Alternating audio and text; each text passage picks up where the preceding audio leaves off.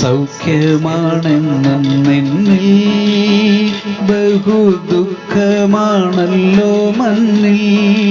ഒരു പൊഴുതും മൃത്യുവില്ലങ്ങു വന്നാൽ കരുണയെഴും ക്രിസ്തുവിൻ നന്മ തന്നാൽ.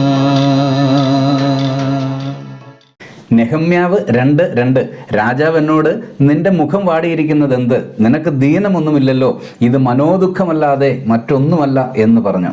തൻ്റെ പാനപാത്രവാഹകനായ നെഹമ്യാവിൻ്റെ മുഖത്തെ വാട്ടം കണ്ടിട്ട് പേർഷ്യൻ ചക്രവർത്തിയുടെ സന്ദേഹമാണിത്.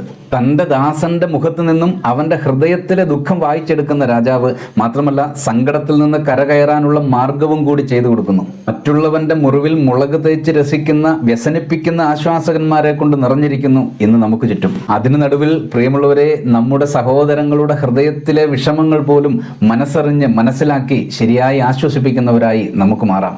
പ്രാർത്ഥിക്കാം. സ്നേഹപിതാവേ, സഹജീവികളുടെ സങ്കടങ്ങളിൽ സഹതപിക്കാനുള്ള മനസ്സ് അടിയങ്ങൾക്ക് നൽകണമേ.